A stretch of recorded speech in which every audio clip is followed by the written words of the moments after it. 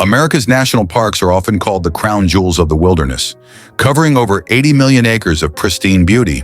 But beneath the scenic vistas of the Great Smoky Mountains and the deep valleys of Yosemite lies a dark, unsettling secret that the authorities seem desperate to ignore. Over the last century, thousands of people have vanished without a trace within these parks. These aren't just stories of lost hikers or accidents. These are cases that defy every law of logic and nature. We are talking about people disappearing in a matter of seconds, often while standing just a few feet away from their friends or family. No footprints left behind, no scent for tracking dogs to follow, and no explanation ever provided. This is the chilling reality of the missing 411.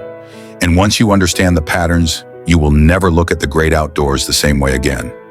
One of the most haunting cases is that of 6-year-old Dennis Martin. In June 1969, during a family outing in the Great Smoky Mountains, Dennis was playing hide-and-seek with his brother. His father watched him duck behind a bush, expecting him to jump out and surprise them just seconds later. But Dennis never came out. In the tiny window of time it takes to blink, the young boy had vanished into thin air.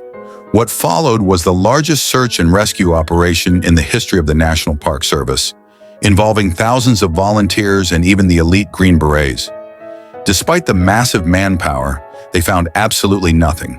There were no footprints in the soft mud and no clothing scraps. However, a strange report surfaced from a family miles away who claimed to have heard a sickening, guttural scream and saw a wild, hairy man carrying something over his shoulder deep into the brush. The FBI eventually dismissed the lead, but the question remains: how does a child disappear instantly in front of his father's eyes? Then there is the baffling story of 2-year-old Keith Parkins. In 1986, Keith disappeared from his grandfather's ranch near a national forest in Oregon. He was gone for 19 agonizing hours in freezing temperatures, wearing nothing but a light jacket. When searchers finally found him, he was nearly 12 miles away.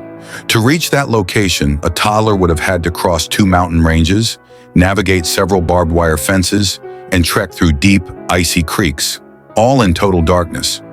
Experts and professional hikers agree that it is physically impossible for a 2-year-old to cover that distance in that time frame. When Keith was found, he was in a strange, trance-like state, unable to explain how he got there or who had taken him. It was as if he had been plucked from one spot and dropped miles away by something unseen. Researcher David Paulides, a former police detective, has spent years documenting these cases and has identified a terrifying set of profile points that connect them. First, the weather almost always turns violent the moment a search begins, with sudden storms washing away any potential evidence or scent trails. Second, search dogs, the most sophisticated biological sensors we have, often react with sheer terror, refusing to follow a trail or simply sitting down and whimpering. Third, and perhaps most bizarre, is the state of the victims when they are found.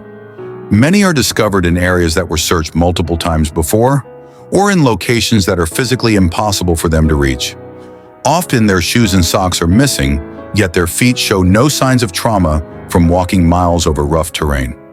So what exactly is happening in the deep woods of America? Theories range from the scientific to the supernatural. Some believe in the existence of feral humans living in complex cave systems, while others point toward interdimensional portals or even extraterrestrial intervention.